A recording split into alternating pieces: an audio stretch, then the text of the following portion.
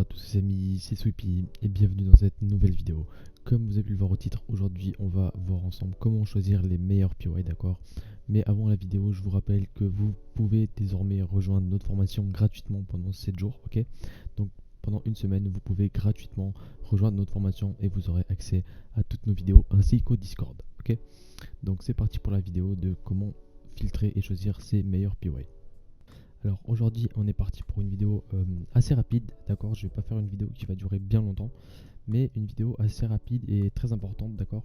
Parce que tout simplement, comme vous avez pu le voir au titre, je vais vous expliquer un petit peu mes secrets, entre guillemets, pour filtrer les meilleures zones en M15, en H4, etc. Enfin, comment je fais pour avoir les POI qui réagissent, d'accord, et ne pas me retrouver avec des POI qui sont break, etc. Ok, donc c'est parti. Si on prend cette structure, ok, pour commencer, prenons cette structure. Donc là, on est bullish. Enfin, on va commencer plutôt ici parce que là, c'était des annonces, etc. C'est pas propre. Imaginons que là, on soit bullish, ok, de ici à ici. D'accord, imaginons. C'est peut-être pas la vraie structure, mais imaginons. Et que maintenant, je dois choisir mes zones, d'accord, donc mes demands pour pouvoir acheter.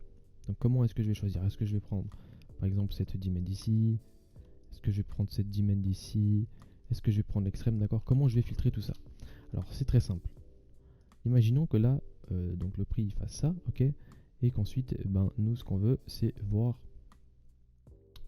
par exemple, quelque chose comme ça, ok. Et donc là, on est bearish pour le coup, ok. Et donc on a envie de trouver quels sont les supplies parmi ceux-là qui vont réagir, ok. Donc pour ça, ce qu'on va voir, c'est à gauche. Si c'est supply ici, donc là vous voyez cette impulsion baissière, je veux voir si cette impulsion baissière, au moment où elle réagit sur une demand ici, d'accord. Si ça réagit sur une demand à ce niveau-là, d'accord, et ben on va voir ce qu'on appelle un flip, parce que le prix réagit sur la demand, on fait une réaction haussière et on break, d'accord. Donc ça nous crée une zone de flip, et ça, c'est des zones valides à confirmer ensuite en M1, ok. Ça, c'est des zones valides.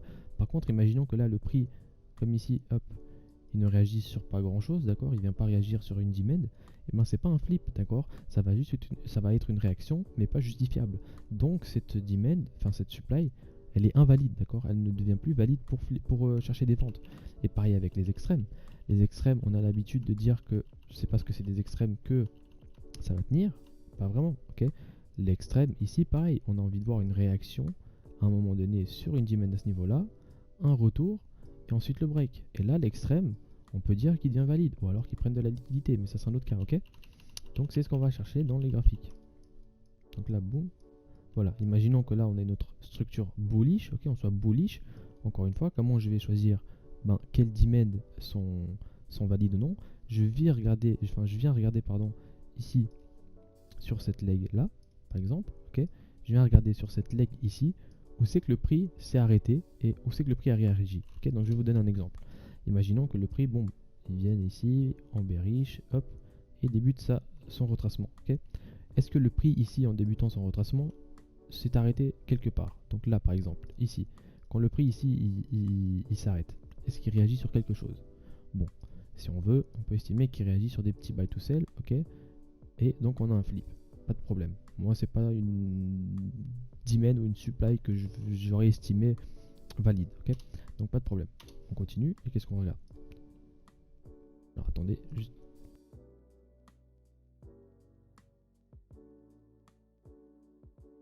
Et qu'est-ce qu'on regarde? Eh bien, on voit tout simplement que le prix, bim, ici, ah, pardon. Voilà, ici à ce niveau-là, le prix, encore une fois, il réagit, d'accord. Et donc, pareil, on va essayer de justifier la réaction de ce petit point. Donc, hop, est-ce qu'il réagit sur une supply ici sur cette leg? Oui.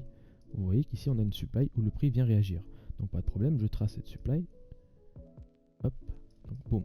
Je trace ma supply, ok. Donc là on a la réaction du prix dans notre supply. À ce niveau-là. Ok, donc ça c'est la réaction du prix dans notre supply. Le prix fait le retracement à ce niveau-là. Ok, donc là on a ce qu'on appelle l'extrême de la réaction, d'accord. Donc là on a la réaction à ce niveau-là, là on a l'extrême de la réaction, d'accord. Donc c'est vraiment le point le plus bas du prix après avoir touché ma supply ici à ce niveau-là. Et qu'est-ce qu'on fait ensuite? On vient de la break, ok. Donc est-ce qu'on veut dans la break ici on trouve de la prise de liquidité ou quoi? Pas vraiment, mis à part à ce niveau-là. Ok, bon, à ce niveau-là. Donc ici si on veut, on aurait pu estimer par exemple que, voilà, vu que c'est tout émis ici, on aurait pu estimer que cette dimen aurait été valide à confirmer. D'accord? Et vous le voyez d'ailleurs que boum, on a une mini réaction ici, mais elle break. Ok, donc c'est pas le niveau que le prix a voulu chercher, donc pas de souci. Et ensuite, qu'est-ce qu'on a? Donc comme je vous ai dit, on a la réaction à ce niveau-là et on a l'extrême de la réaction à ce niveau-là. Donc l'extrême de la réaction, ça nous donne la zone du flip. Boum. Et si je trace la zone du flip, voilà.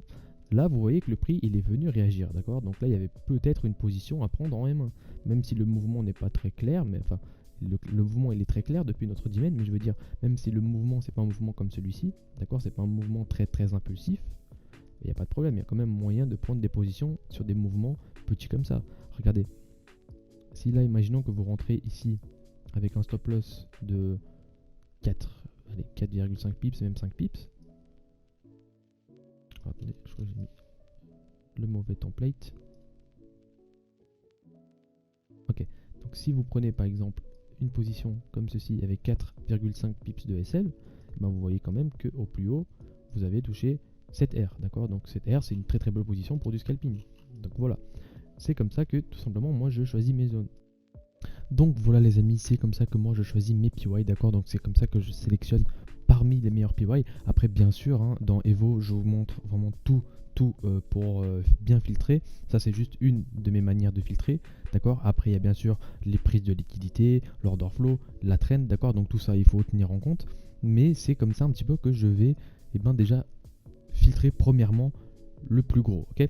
Donc voilà.